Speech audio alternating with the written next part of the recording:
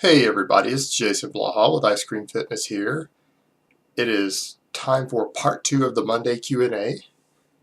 I finally got it a little warmer in my flat, but it's snowing outside now, but at least it's warm in here. But hold on, let me give you guys a bicep shine.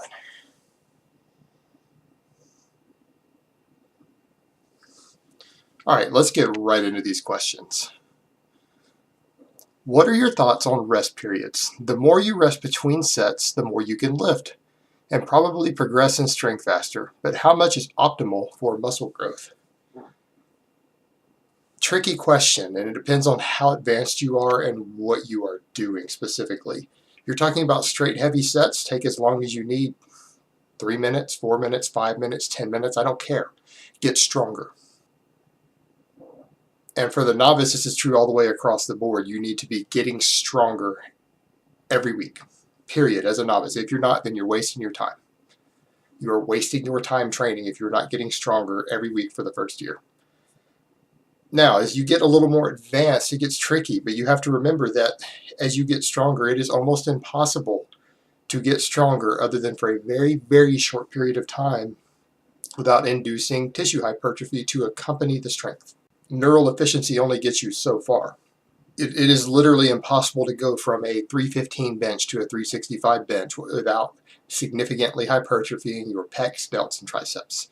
So people need to forget that shit, that it's not important for growth. That is simply not true. People take too much advice on this stuff from guys who can train however they want and they would still look like comic book characters. Most of your top IFBB pros, due to the sheer insane amount of drugs they use and their superior genetics, can train one style and get freaky huge and completely switch to another style of training completely different from whatever they have done their whole career and still put on another 10 pounds of muscle. It's almost irrelevant how they train within reason. As long as they don't just do anything exceptionally stupid, they're going to grow. So people need to forget that stuff. Now, there is a use for short rest periods. When you're trying to increase workload density and you're handling weights that you can recover from, then yeah, by all means, cut down to a minute. I do my speed work. My dynamic effort work is oftentimes 60 seconds between sets, and I'll do 10 sets back to back. Sometimes when you're doing really high rep sets, things like 10 reps plus, you can recover sometimes within a minute and a half, and replicate your previous set. So if you're able to maintain performance, cut it down to whatever you need to, and it can increase workload density, it can give you more metabolic fatigue, which can increase growth. But I would never use metabolic fatigue as the only or the primary means of growth. It should always be either at the end of your heavier work, or it should be done on its own days in a more advanced program. And all of your heavier primary work should generally be done with longer breaks. Unless you're shotgunning tons of IGF-1 and insulin and you spend 20 grand a year on drugs, and you can train however the hell you want. And you'll still get huge as long as there's some progressive overload. But for everybody else, as you're more advanced, you want a mix of the two, and it's going to depend on what you are doing with that particular session and that particular exercise. All right, next question.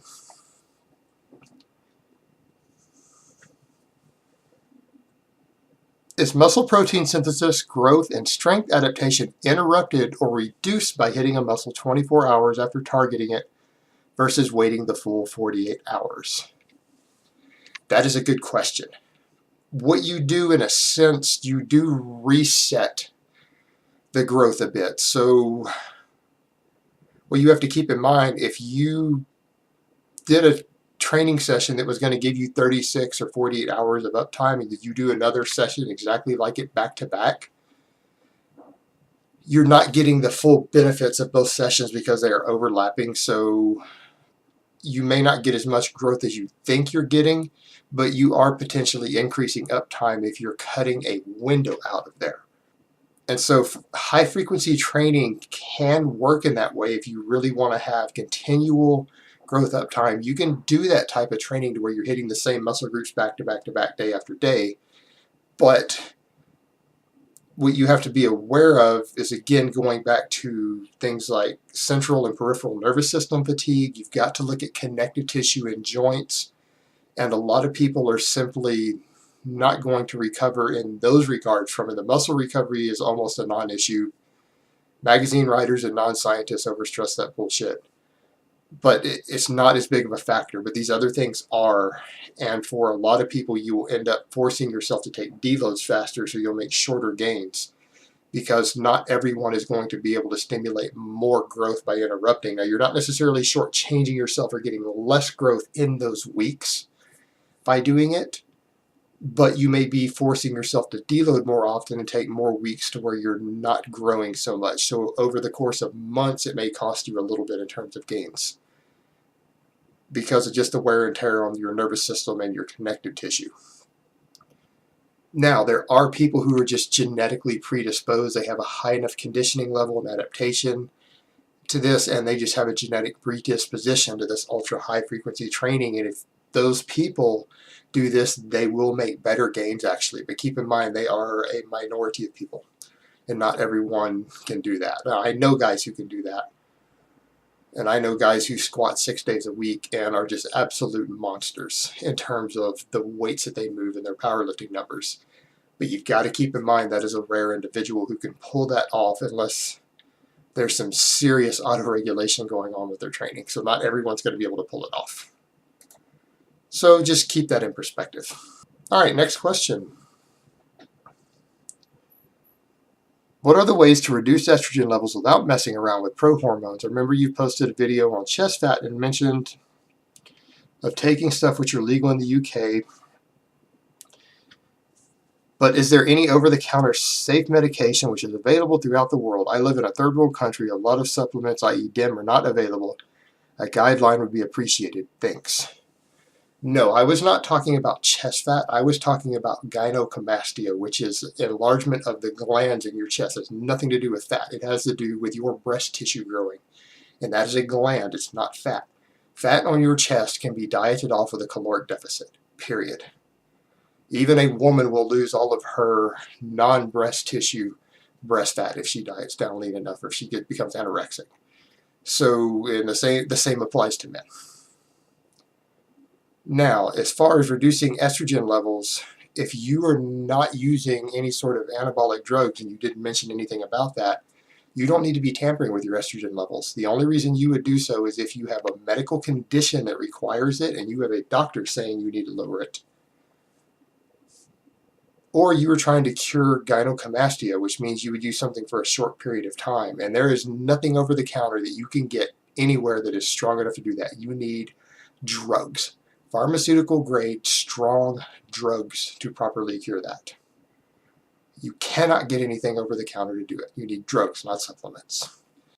Don't tamper with your estrogen levels. Don't try to take something to tamper with them. In fact, if you're at a normal, healthy estrogen level, and most men are, and you start tampering with it in some way and you lower it, you will reduce your muscle gains, because estrogen in the healthy range is anabolic. And if it goes too low, it actually reduces things like IGF-1 and the amount of muscle that you gain from training, period. It will reduce bone density, which again is going to lead you in the long term to potential injuries from your training. It's going to mess up your cholesterol, which is going to predispose you to heart attacks in the long run. So realistically, there is no reason for a natural who doesn't have a medical issue to tamper with their estrogen. And if you have a medical issue, you need prescription grade drugs to do it. There's nothing you can get over the counter that's going to do it. All right, next question. Frying versus grilling, is one inferior? I'm going to say that frying is inferior, and as much as I like flexible dieting, I'm going to have to say that truly fried foods you're going to want to eat in moderation. There's no reason you want to be consuming any significant amount of damaged omega-6 polyunsaturated fats, which is mostly what you get from frying. It's not really an ideal fat source by any means. You would be better off even eating just saturated fat or something over consuming that. Now in moderation it's fine, but the problem you run into with frying is that it makes it difficult to track your macros. When you fry foods, you end up, because you don't know how much fat is in there and how much you lose sometimes from the process of it dripping off and whatever, it's very difficult to track your calories and macros. And since fat is so calorically dense, losing a little bit of it makes a big difference on your calories, or consuming too much of it can really add up. and a small cut can turn into a small bulk. So just for those two reasons overall, I'm going to say frying is probably not your wisest choice unless done in moderation. So generally grilling is going to be a better choice as overall. All right, last question. Hello, Jason. What ab exercises do you recommend for someone looking to strengthen their abdominals for the big lifts, as well as put on mass on it for aesthetic reasons? Thanks again. You're the best, man.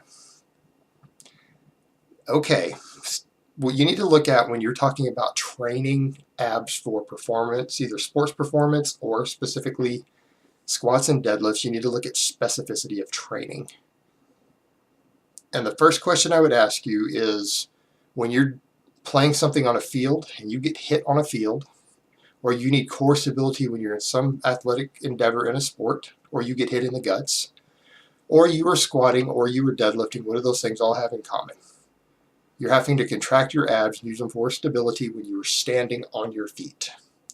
Therefore, if you want proper specificity of training for performance, you need to be doing a lot of your ab work standing up. Now, what I personally do, I do a lot of, for a while I was doing the static ones on the lat pull down, but I really gave those up, and I do full range of motion crunches, and I do 5 to 8 reps because, again, I need strength in my abs because I want to be powerful and strong for my big three as a power lifter. Now, for a long time, what I was doing with these, I was taking a pair of TRX bands, hooking them on the lat machine, putting my butt up against the pad, pulling them over my shoulders with a towel so it doesn't dig in, and I would do crunches while standing up. And then using the pads on that you would normally put under your legs on the lat machine for support and do full range of motion crunches. Now, what I recently started doing is, instead of a TRX band, and I don't recommend this for someone new to heavy ab training, you're going to hurt yourself because it jerks you hard and it burns. I can't do more than 3 sets, and I rarely finish my 3rd set because I cramp so bad when I do these, but I take a heavy powerlifting band. And instead of the TRX band, I loop it through the hoop and I put it over my shoulders and I do crunches with that band. And when you start using a relatively heavy weight, it's just intense. And the way it jerks back, you cannot hold it at peak contraction. You cannot do it.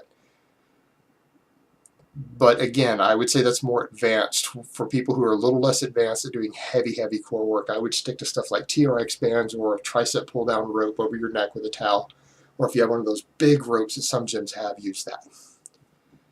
And then to supplement that, if you want extra core work, you can do kneeling table crunches for high reps. You can do weighted crunches with plates. You can do weighted leg raises.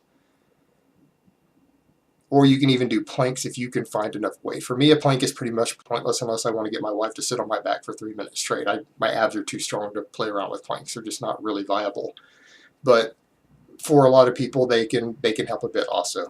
Now, as far as the aesthetics of it go, any heavy ab training will give you some ab hypertrophy, but in all honesty, it will take you years of ab training to make any visible difference in them. The way your abs look is primarily genetic, and then the amount of fat and water you're holding.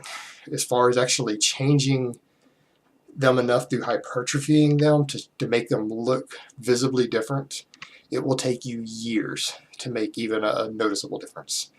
So you're not going to be able to do a lot there. So just train them for performance. I wouldn't worry about training them specifically for aesthetics. Train them to get stronger on your other lifts and to give you stability.